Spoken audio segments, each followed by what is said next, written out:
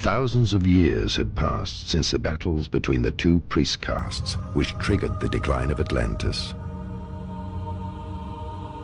The mysteries of Atlantis and its magic era had been forgotten for a long time. The invisible forces of the spiritual hierarchy and the Space Brotherhood secretly introduced a brotherhood to erect a chain of world empires. Entire civilizations have risen under the secret guidance and inspiration of this brotherhood. All the secret societies constructed the world's temples and cities, while God erected his temple, man, who had reached maturity in the playground of infinite experience. In ancient Egypt, the Brotherhood of the Snake had been in power for a long time, when arguments originating from the old conflict between the two brotherhoods of Shambhala and Agartha from Atlantis arose and flared up time and time again. This came to a climax in an argument between the Babylonian and Hebrew castes, in which both argued that they were the god race of the extraterrestrials. Thousands of years went by in which the same game of power and polarity opposites took place. Finally, the Hebrew Brotherhood on Shambhala's side won against an Aramaic branch of Agartha, with the help of Atlantean high technology, such as the Ark of the Covenant. During the entire time frame of the Old Testament, from the flood to Abraham and Moses, who received new guidance from God's guardians, there was a brother war between the scattered Aryan castes of Atlantis with their ever lower descending consciousness. Thousands of years went by, and the Hebrew caste system with its tradition of lodges blossomed and freed itself from the high priest Egyptian power.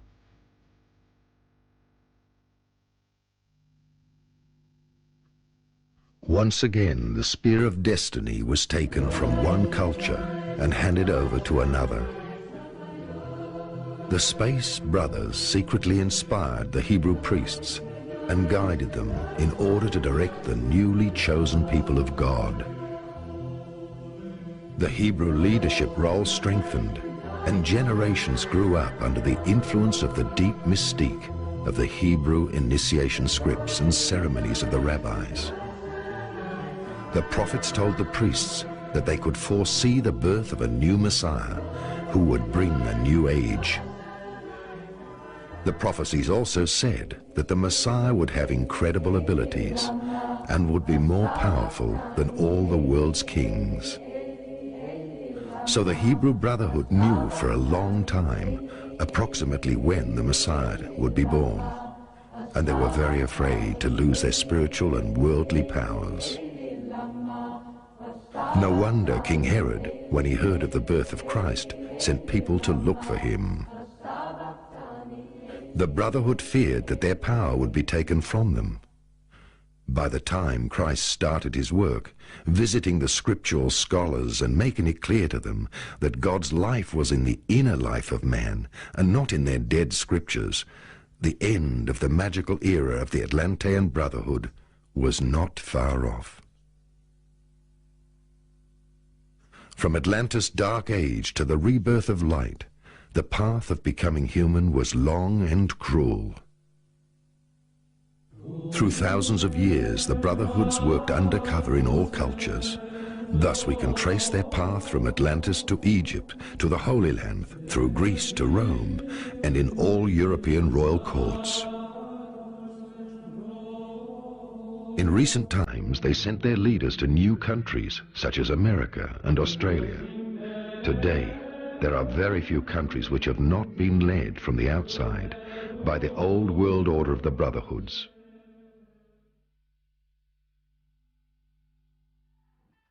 All 33 pyramid stones of the secret world conspiracy of the Illuminati and Freemasons are organizations of the imperialistic and materialistic pyramid, a manifestation of God's male hierarchy on earth, the spiritual powers of Lucifer, the carrier of light.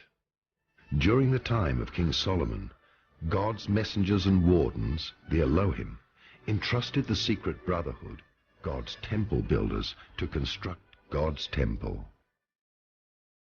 The Freemasons and Illuminati, meaning the enlightened, and earlier called the Templars, had the difficult task of building God's temple. Symbolically, God's temple represents the human animal, half man, half beast, who has to be taught in order for him to live through every possible experience, both positive and negative, and continue learning through these experiences until he has transcended his lower attributes. These powers financed all wars and conspiracies, but also funded welfare organizations and extensive government plans of the Western world, in order to offer human souls a playground for experiences. Now, for that very reason, we can understand the meaning of, I am the one power who desires good and creates evil. I am the one power who desires evil and creates good. Since Atlantis, all leading forces of Western religion and state systems have received partial initiation and helped to educate man. But now the time has come when the temple has completed its purpose and the Elohim reappear to wake up all completed souls. Just as parents who finally have to let go of their grown-up child so that it can be independent, this film will set the stage for the Illuminati and will transmit to them with absolute clarity that its mission and Elijah's prophecy have been fulfilled. Indeed, now everything works in reverse. The individual needs to deprogram himself of all social, religious, and other concepts which he thinks makes him a human being. Likewise, as every social structure represents the foundation of a civilization, the purpose is not to destroy this structure, but to liberate it from the ego structure of the lobbies. In the same way, the purpose is not to destroy God's temple, the human body, but to deprogram the ego structure. How? By letting go of all negative perceptions. Everything is only an experience, because nobody is totally negative. The negative within us and in the world teaches us how to slowly receive understanding. Without darkness, there would be no experience of light. No matter what we do, we reach understanding of the realization of true love through our negative actions, which lie behind true love. Through this, perhaps we can understand the purpose of this secret brotherhood, which on God's behalf financed and promoted all that is both positive and negative, until finally man has developed to the point where he recognizes a brother in the other person and becomes positive by his own motivation. The growth of humanity into true mankind is like the alchemical gold which was thrown into the fire until all impurities were separated from the pure gold. On Earth, all social power systems since Atlantis have been led by the Brotherhood of the Snake, which in turn was guided by spiritual and extraterrestrial forces of the Guardians. In short, whether it be monarchy, capitalism, or communism, whichever strive for power and leadership has been spiritually influenced by the sun hierarchies during the Dark Age, and now represents the male materialistic forces. Of course, we have been guided by our religions and powerful leaders during the Dark Age, but these in turn have also been led by spiritual masters. Many people of lower grades of initiation do not even realize that extraterrestrial and cosmic influences of the sun hierarchies have been placed at the top of the pyramid of the lodges. During the Dark Age, sun hierarchies, the Illuminati, are the rulers, accomplished masculine forces, the builders of matter. In the last Golden Age, moon hierarchies, the Luminari, the accomplished feminine cosmic forces, ruled and brought matriarchy. The completed souls of the next cycle unite within themselves the sun and moon, which is symbolically a marriage of mind and matter. The union of man ego and woman soul within a human being leads back to immortality. In the future, the higher self will be a human being on earth. Christianity and the Templar Order. Each time it was written down, the true revelation of the divine was falsified, because every testament always represents an interpretation of that not experienced. This is how the world religions originated, with all their different sects, which strictly followed dead words to the letter and were misled from generation to generation further away from the truth. After Christ's death, his words were wrongly interpreted also, and in parts purposely falsified. During the first century, great disappointment was felt within the first original Christian congregations, when part of the scriptures were falsely interpreted by the secret Hebrew brotherhoods, who stood on the side of the Romans.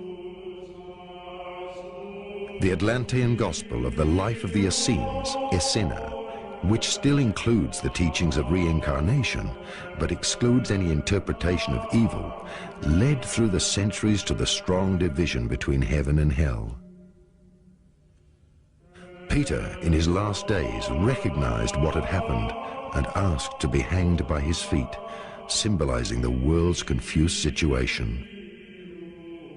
Back then, all his followers were only comforted by the knowledge that one day in the future, just before the return, they would be reborn in order to inherit the world. To summarize what the Bible says about the coming of Jesus Christ, one could go to the words of Jesus himself in Matthew chapter 24. This chapter is often seen as a synopsis, you might say, of the Apocalypse or the writings of the Apostle John. And in this particular chapter, Jesus outlined very clearly how he will come. He will come visibly, personally, as a real person. He will come in the midst of noise, so it'll be an audible event, and a very dramatic, powerful and glorious event. He said he's going to return with all his glory, the glory of his Father, the glory of the holy angels. It will be a dramatic event. For a long time, Christianity and the secret lodges of the Brotherhood had entered the European royal courts, where various knightly brotherhoods went to look for their roots in the Holy Land. Crusaders from all the European countries started on their journey to the Holy Land. Some of these knights had not been initiated by the Freemason Brotherhood, who had already at the time total control over the Vatican. They were searching for the truth because they disagreed with the activities of the head of the church. Especially during the 11th century, German and Baltic crusaders traveled to Syria, where an old master called the Elder of the Days told them the whole truth about the Atlantean brother war of the priesthood castes.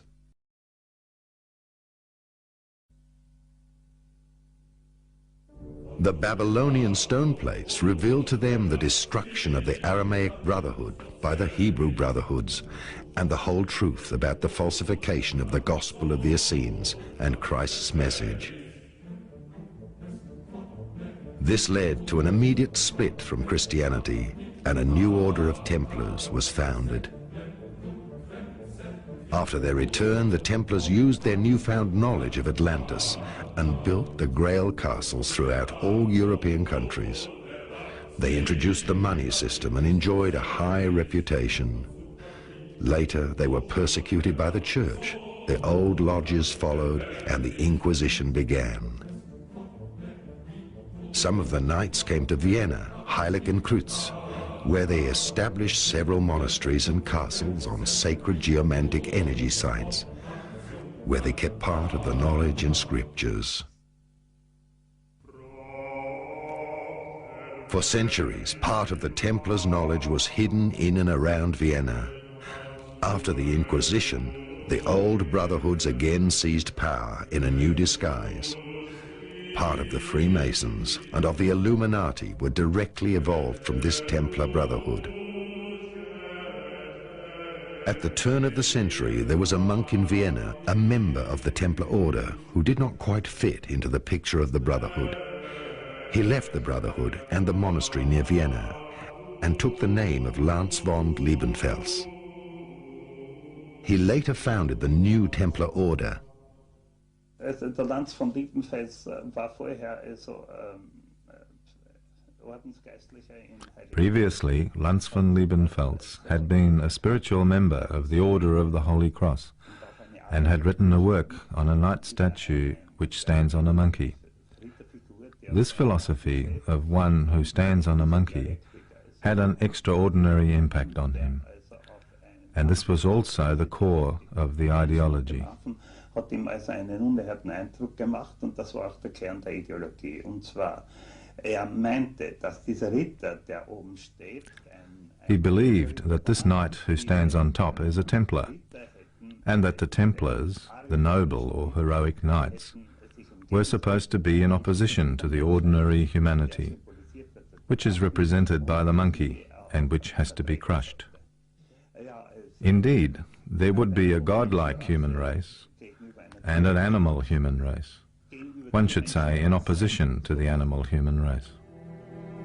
Lance von Liebenfels mingled his Templar knowledge with the Bhagavad Gita translations, which describe the battle of the gods of Atlantis. Later, he taught specifically that the Aryan race of the Brotherhood was the god-human beings, and that the Chandalan were the godless beings. They were involved in endless battles, as mentioned in the Indian mysticism. His worldview was that the Hebrew Brotherhood was the direct descendant of the godless, which suppressed the world of the Aryan gods during the Dark Age. Another interpretation was that the Nordic and Germanic people were the only descendants of the Atlantean Aryan gods, and that their origin could only be identified by their blonde hair and blue eyes. Ja, also Lanz von Liebenfels war ja dieser grundlegenden Überzeugung, dass also die Weltgeschichte bewegt wird. Lanz von Liebenfels was fundamentally convinced that world history arose from the battle between the races, between the noble, heroic and godlike human beings and the animal beings, and in between there were even some combination of both. Thus, through a cleansing process and through the slavery and oppression of the so-called lower human beings, a godly era would appear, if the race conflict was to be won, in Lanz's view. Indeed, this is the root of racism. Since the time of Atlantis and its sinking, two castes of priests fought against each other, the Shambhala and Agartha, constantly changing into new shapes and new cultures. The earth and its eras may only be a mirror of this spiritual argument. In Austria, the old Austrian Templar monasteries are situated all along the river Danube. One of them stands in Branau, the birthplace of Adolf Hitler. We can only guess as to whether Adolf Hitler in his youth met Lanz von Liebenfels already at the Branau monastery, or whether he met him later during his years of study in Vienna. We can be sure that Lanz von Liebenfels initiated Hitler into the old Templar knowledge, the brother war of Atlantis, and into the falsification of Christ's message, the persecution of the Aramaic Brotherhood by the Hebrew Brotherhood, and all these secrets of the past. There is an indication that the first contact happened in the Branau monastery, where there is a copy of the Roman lance of the Legionnaire Longistas, which Hitler searched for even more fervently than for the Ark of the Covenant.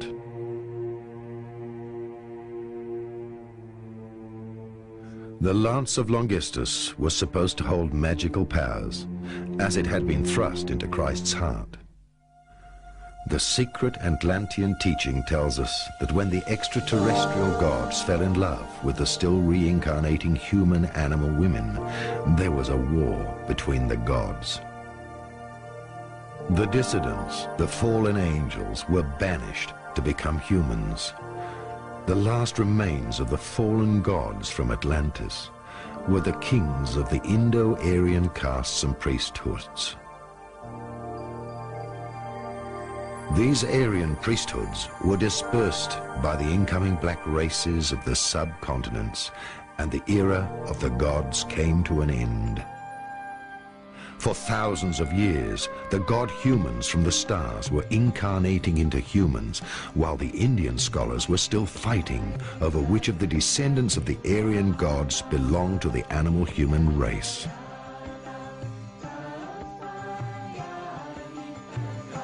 The initial root of racism, distinguishing between a superior and an inferior human, was thus revived, when, at the end of the 19th century, the search for the Aryan god-humans was taken up by a European esoteric elite. It was Nietzsche, with his superhuman and many other prominent writers, who drew the idea of the god-human from Atlantis out of the Indian texts. It was a few decades later that the secret esoteric teachings, mixed with the lost times of the Crusaders and the lost ideals of chivalry from the Germanic god legends, would influence a young man in Vienna.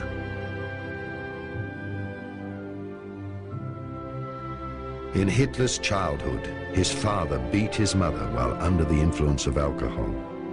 Thus, the desire to free his mother from evil as a knightly hero grew in the young Adolf Hitler. Already in his early youth, Hitler took refuge in the romantic world of Germanic legends, in which good wins over evil.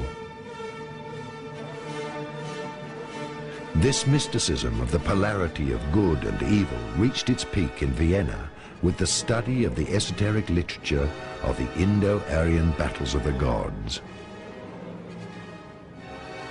In these ancient texts, and in the first lectures of the contemporary authors, the worldview of the young Hitler was even more split into good and evil.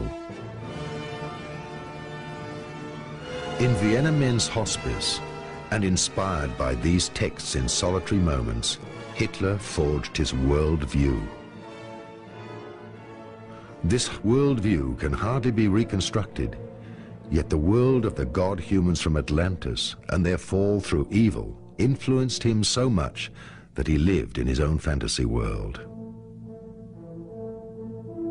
When Hitler came across the books of Guido von List, and later of Lance von Liebenfels, the fire to free the world from all dark forces was unleashed.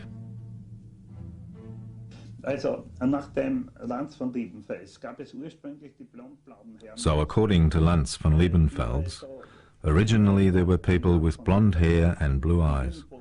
They were godlike. They came from somewhere in the universe, and amongst them were the animal-like humans, particularly the so-called monkeys. According to Lantz, the races commingled insofar as the blonde and blue-eyed women united with the animal-like human beings. This is how the mixed races appeared, and these were called the little monkeys or Chandlan. Indeed, this comes from the Indian tradition.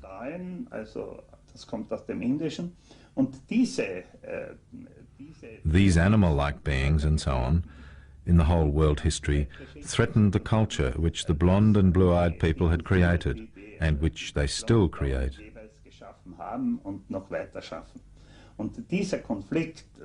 So this conflict is the fight of the animal-like, the lower beings against the so-called noble, heroic people. This leads to the necessary destruction of the lower beings. This program of destruction is the ultimate goal.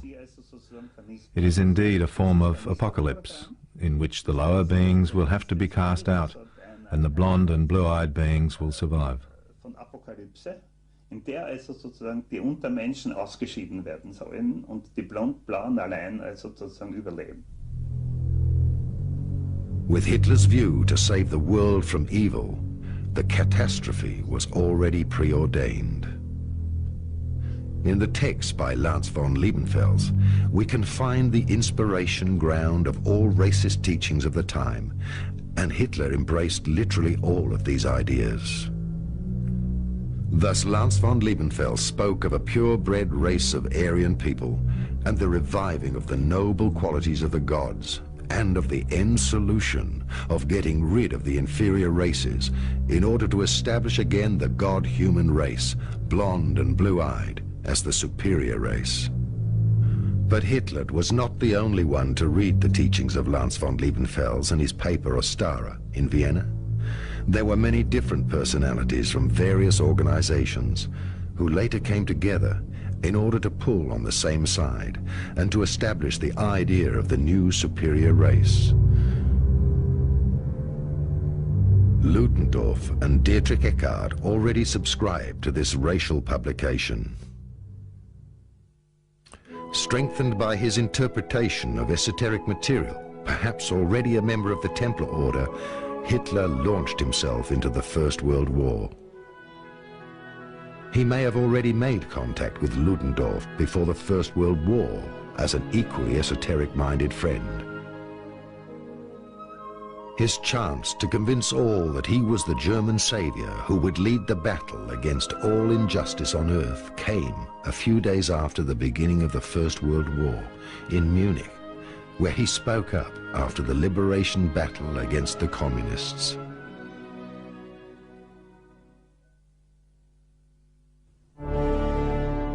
For a long time, he kept secret his esoteric knowledge and his membership of one of these esoteric sects.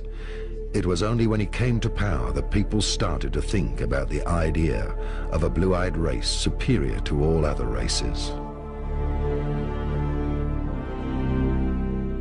A new Atlantean god was to be bred again, who would embody the godly qualities and psychic abilities. And the animal human of the rest of the world was to serve the super race.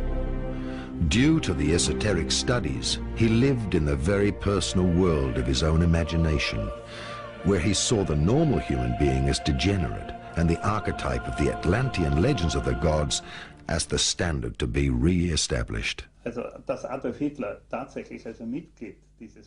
We are quite sure that Adolf Hitler was an honorary member of this order. He knew Lanz von Liebenfels personally. That is what Lanz told me and two other friends. He said Hitler had visited him in 1909 and previously bought the Ostara, but a few magazines were missing, and Hitler had thus asked Lanz to give him the remaining issues.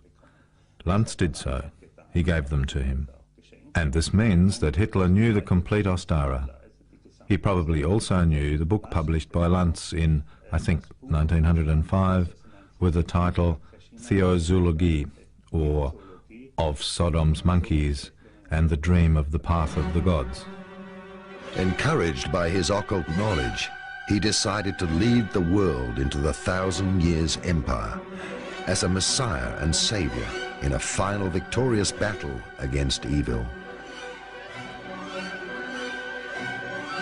Through the influence of drugs, he became a medium and naturally saw himself as the carrier of the lost qualities. He took the idea of a 1,000 Years Empire from John's Revelation. However, Hitler was not alone in his dream of establishing a Germanic empire with re-emerging god-humans from Atlantis. The Tula Society of the Germanic Order and the Armenian Order of the 19th century, which met in the Four Seasons Hotel in Munich, had the same dreams with one difference. They saw the Freemason lodges and the Illuminati as the supreme evil.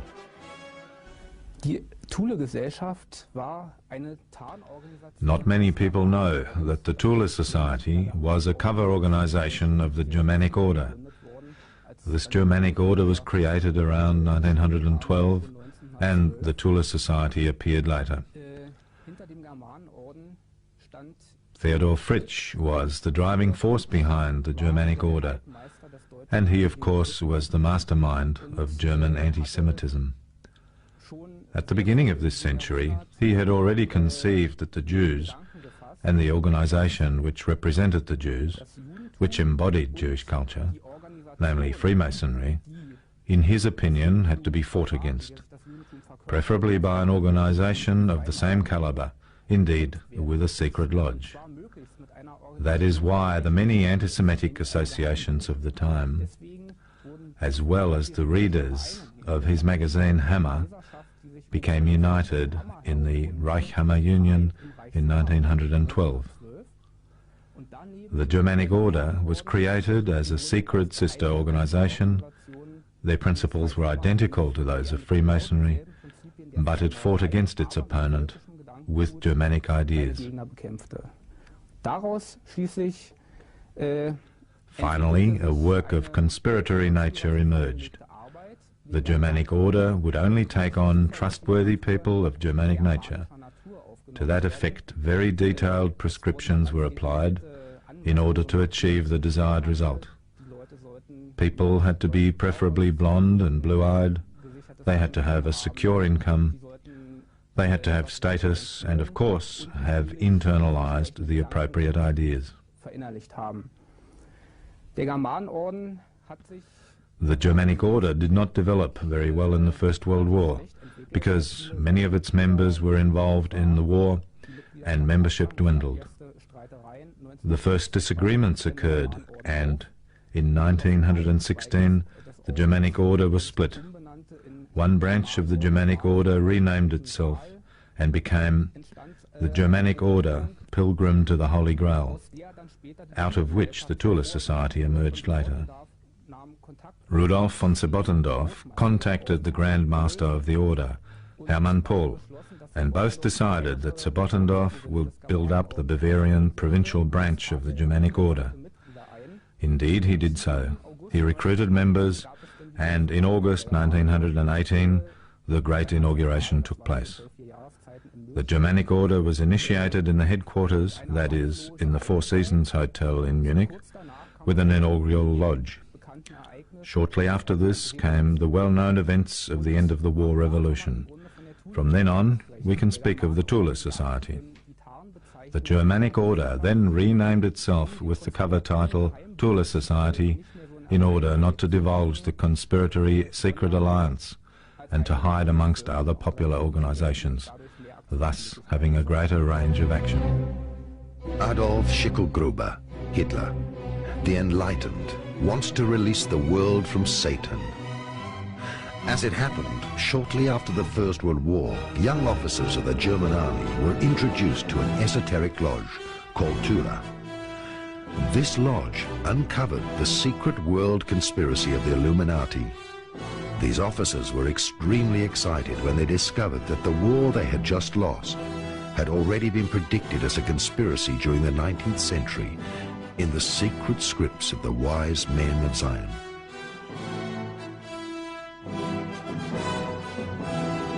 The secret scripts of the wise men of Zion, the Illuminati, quoted, "We are the one force which finances all parties and wars until mankind gets weary of wars. We are the one force which brings power to the powerful, whether it be kingdom, aristocracy, communism, or capitalism.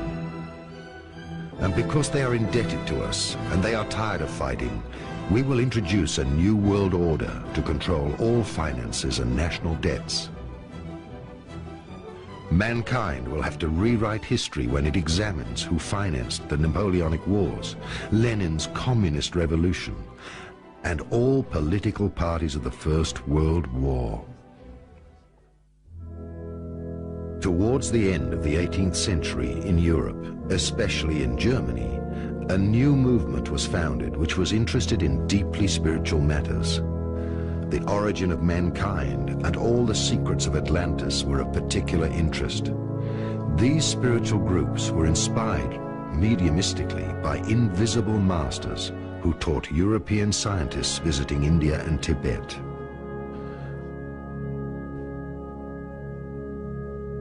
The foundations for these secret esoteric teachings were the secret writings of Petrova Blavatsky. At the beginning of the 19th century, various esoteric groups, such as the Anthroposophists of Rudolf Steiner, were directly issued from these teachings. They mentioned the coming of a new age, which would be preceded by a great battle between good and evil. The teachings by the invisible masters of Shambhala were mixed by the esoteric followers of the time with other religions such as Hinduism, Buddhism, and John's secret Christian prophecies. Many newly founded occult sects discovered that there were esoteric lodges before them, such as the Freemasons, the Rosicrucians, and the Illuminati, who were pulling the strings of world politics.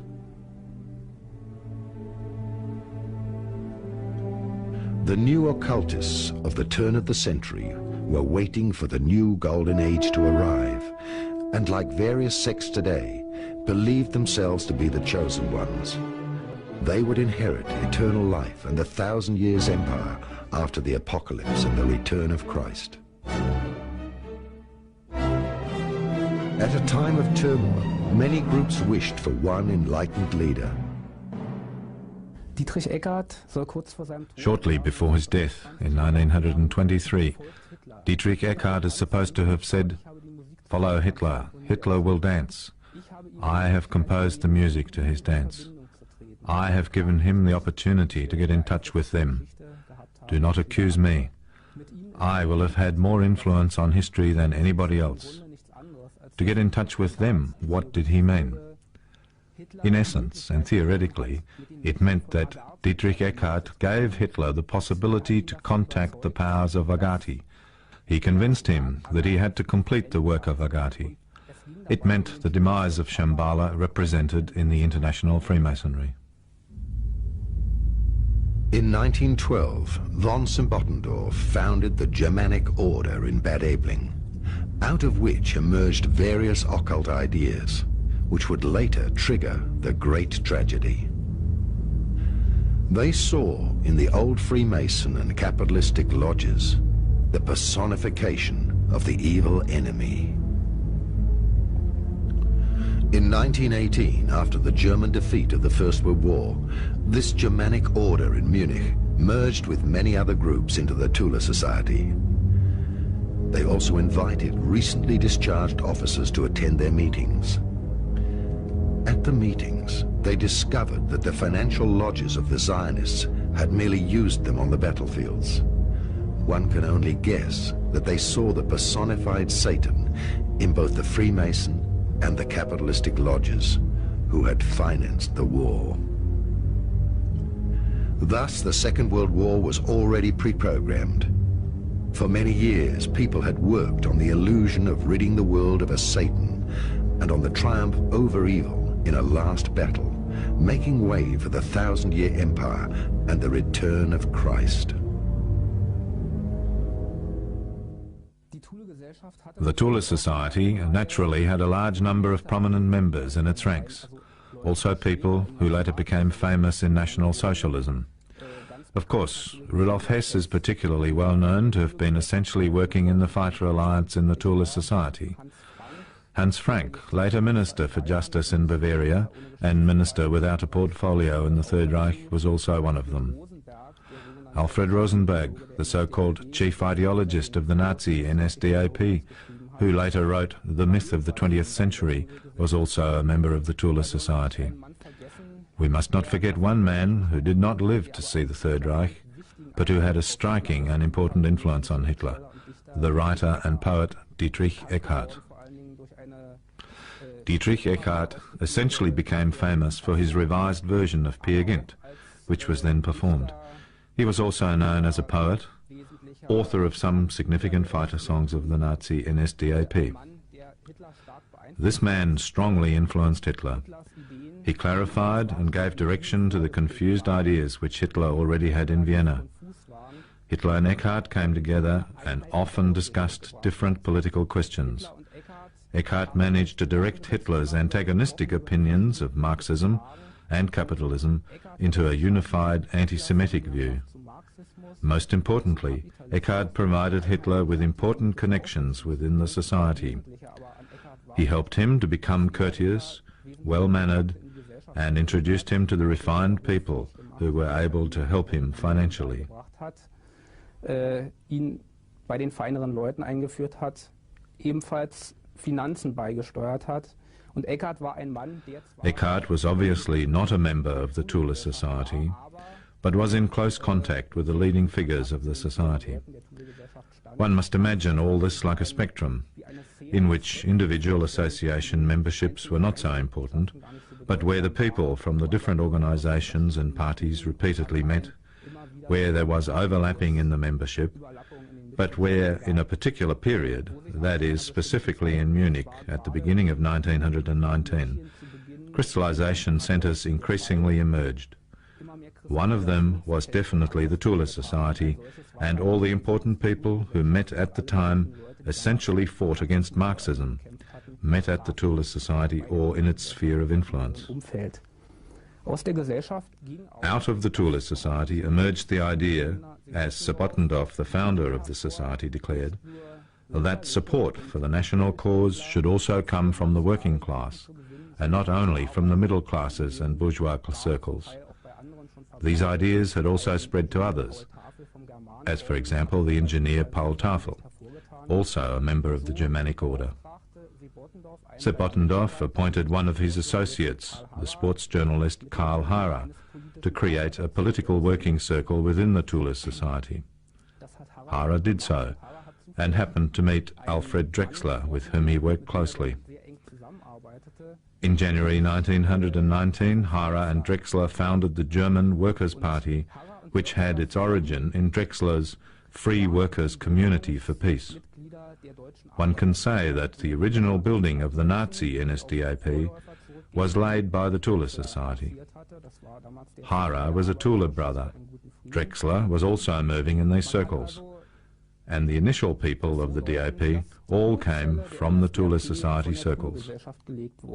Weil Harrer war ein Thule-Bruder, Drexler verkehrte auch in dem Umfeld und die ersten Leute, die in der DAP Einfluss hatten, waren aus dem Umfeld der Thule-Gesellschaft. The Thule organization secretly made great plans to release mankind from the financial conspiracy. To them, the Illuminati, Freemasons, and Zionistic financial connections represented a world dictatorship which had to be fought and defeated. However, it would still take a while until they found a political candidate who would represent them in power. Because of the deep Christian and occult nature of the Thule organization, which meant something like the Society for Research on Atlantis, its members searched in all ancient prophecies for when the Dark Age would come to an end. In his last days, Jesus revealed something about the days to come.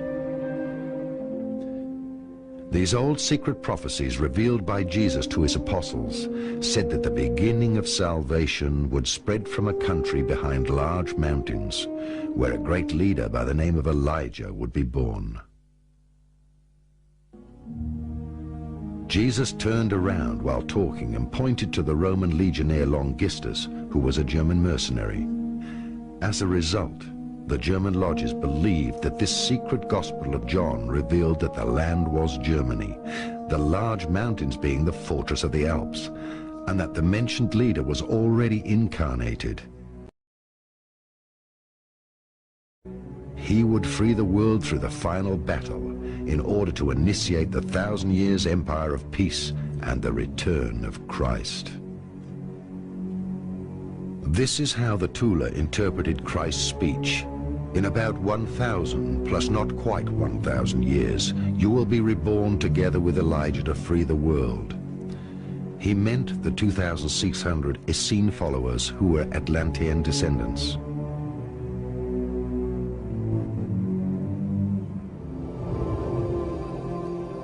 The actual prophecy was that light workers who had taken on his work would be reborn in approximately 2,000 years, together with Elijah, who at the time of Christ was John the Baptist, in order to herald the imminent return of Christ and of life itself, and to announce the end times.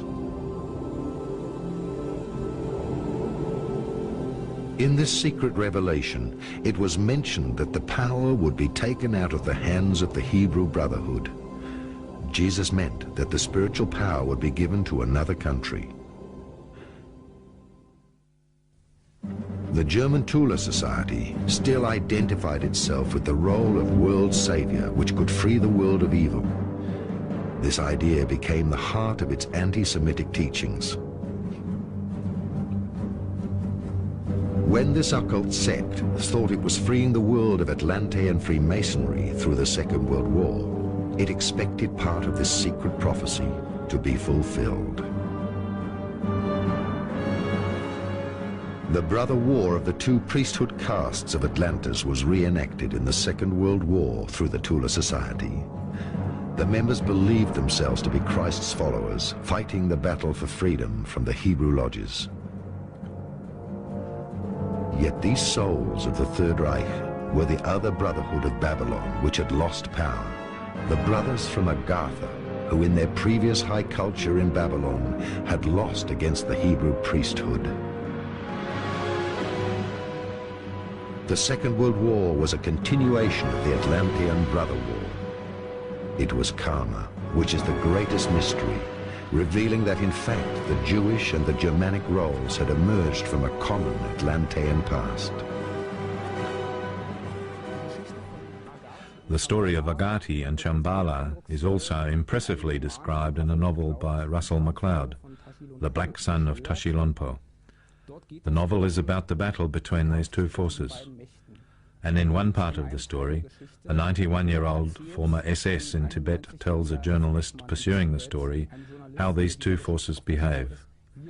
He relates how Agati and Shambhala and their legend have intervened in real history. Und erzählt ihm, wie diese Legende in die Realgeschichte eingegriffen hat.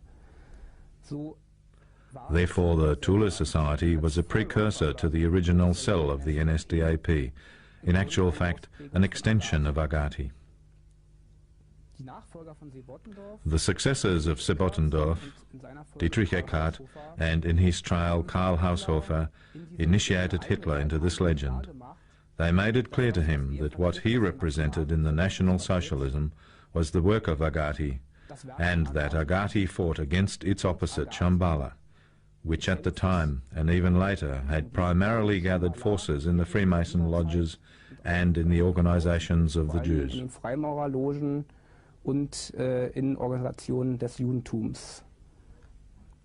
That is the story behind it all. Churchill and Roosevelt were the leaders of the Freemason Brotherhood, and Hitler was the leader of the Tula Society and the New Templar Order. In the prophecy stating that at the time of the return of Christ, the head of the serpent would be crushed, it was not meant that the Freemasons and the Illuminati would be violently destroyed. On the contrary, it meant that through the return of the inner cosmos, the Christ powers would depossess the world powers through the overcoming of polarity in man.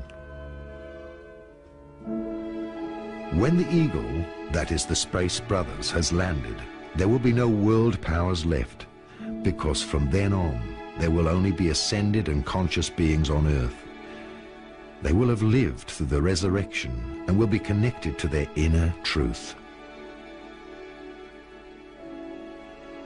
The return of Christ, thus, is the revelation of the planetary spirit in man, out of which he can read the whole truth himself, and thus we can perhaps only guess that the apocalypse to a great extent will take place in the mind of people and only partially in the outside world.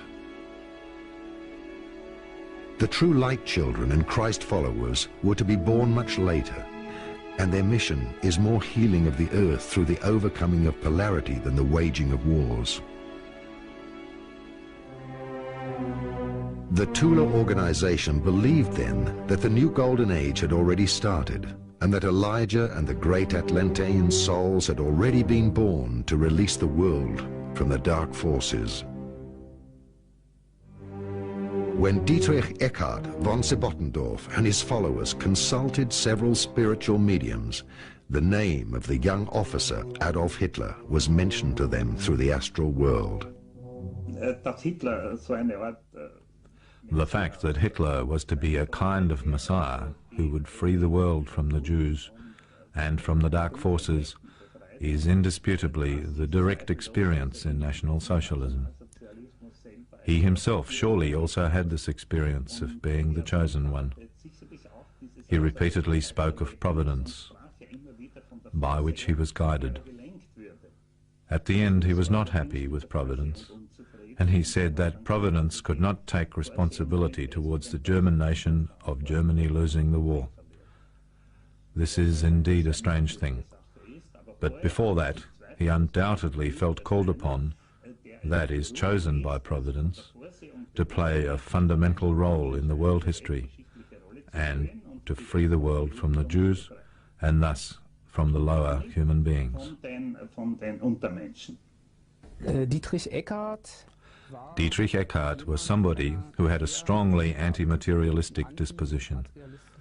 Actually, he drew his worldview from the spiritual. He was influenced by Schopenhauer and by a medieval mystic by the name of Angelus Elesius, who lived in the 13th and 14th century. He was inclined towards spirituality in literature and in his own experiences. He rejected materialism. He saw the people who were gaining influence in Germany and those in power as symbols for materialism. On the one hand, they were the Marxists, and on the other, of course, the liberal bourgeois and the capitalists. Und auf der anderen Seite natürlich die bürgerlich-liberalen und der Kapitalismus.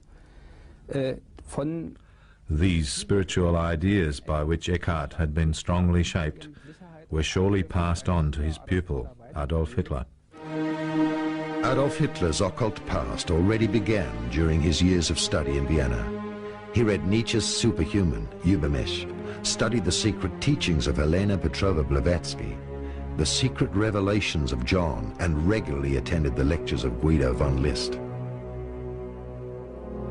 He was definitely a subscriber to the occult magazine published by Lanz von Liebenfels, which already glorified the racist madness, the male sun cosmologies, and Aryan culture. He found the climax of his spiritual ego in the legends of the Nibelungen sagas. In Vienna, his desire already took shape to release the world from dark forces as the Germanic Messiah. The first meeting between the Tula organization and Hitler took place when the Tula organization, together with the officers of the Volunteer Corps, drove the communists out of Munich. Hitler was informed about his specific destiny and firmly believed himself to be the reincarnated leader from Atlantis.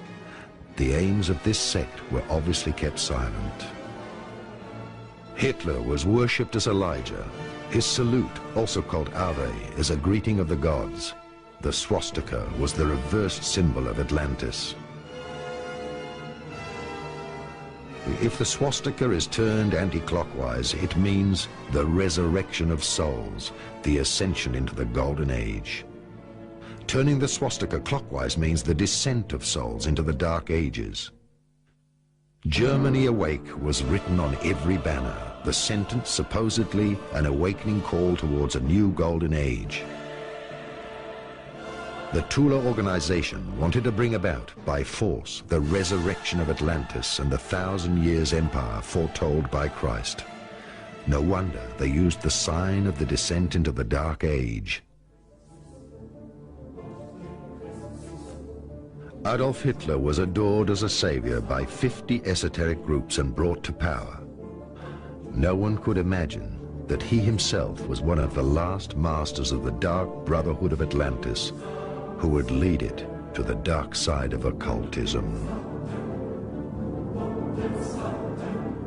For the first time during the modern era, an esoteric sect came to power, with all its divisions and various branches. The sole objective of this sect, who practiced secret occultism and mass magic, and lived in its own reality, was to take power from another esoteric sect, which has held the world power in its hands until this very day, the Freemasons and the Illuminati. When the international Jewish financial structure is again successful in plunging the nations in Europe and outside into another world war, then this will not be a victory for the Jews, but the annihilation of the Jewish race in Europe.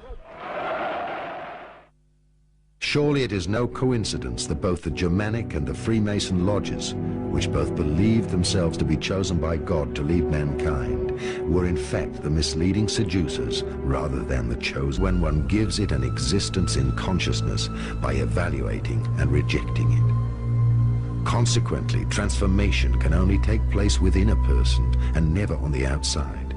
The exterior world only changes when changes occur on the inside. I'd like to use as a reference point, though, the Mayan calendar and the Mayan prophecy.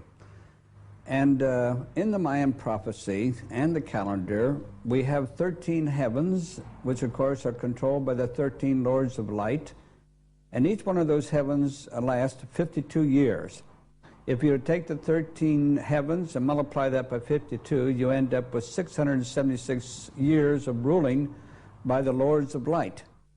Shortly after they cease, then of course in comes the lords of darkness, and each one of those two are 52 years duration, but there are only 9 of them as opposed to the 13 lords of light. So we can see that light still prevails. Nevertheless, they were very necessary to stimulate growth within the human race and here upon the planet. And each one of these lords of darkness played a personified and a, you might say, a strict application for the growth of mankind. Now, if you go back in history, and if you were to trace it back 468 years, and of course take each one of the 52 increments of the 468 years, you will find out that something great and stupendous happened during that time. Now, the last great Lord of Darkness was none other than one we knew as Adolf Hitler. Adolf Hitler was a divine instrument. Adolf Hitler played his role well. He wore the dark hat as opposed to the white hat. If we were to relate this to the Indians, and I've worked with the Indians for 22 years, they have a very simplified understanding of these things. For instance, they have a Lord of Light called, for instance, Quetzalcoatl. And then they have a Lord of Darkness called Pakal. Now, in their mythology and in their understanding of the Lords of Light and the Lords of Darkness, these two are brothers. They are twins, in fact. And they love one another very much. But they play separate roles. As the Lord of Light, Quetzalcoatl, ends his reign, of course, he turns to his brother and he says, well, now I've taught them all I can. I want you to go in there and test them and see how well they've learned what I have taught them. Well, in comes the Lord of Darkness, and in this case, we're talking about Hitler, to see how well we had learned in the past from the Lords of Light.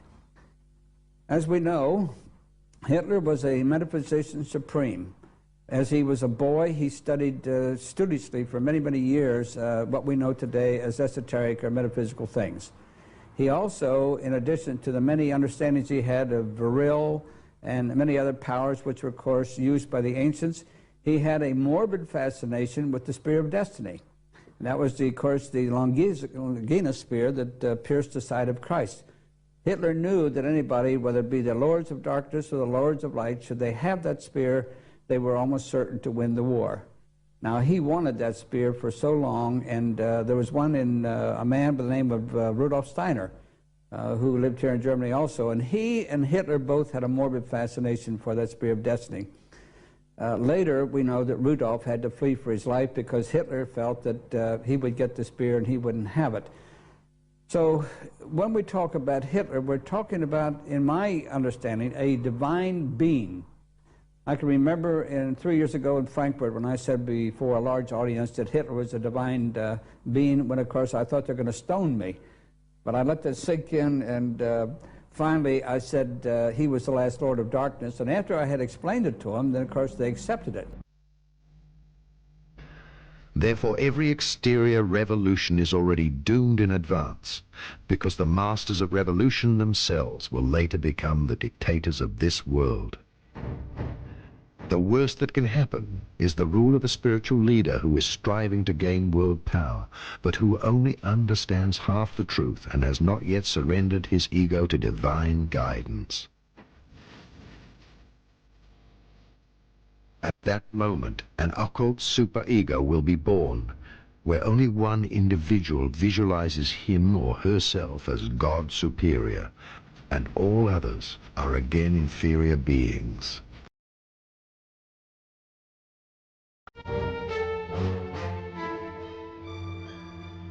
The occult war which started with Atlantis reached its climax during the Second World War. The New Templar Order saw the Illuminati and the Freemasons as the Antichrist, whereas the Illuminati and Freemason orders perceived the New Templar Order and the Nazis as the Antichrist.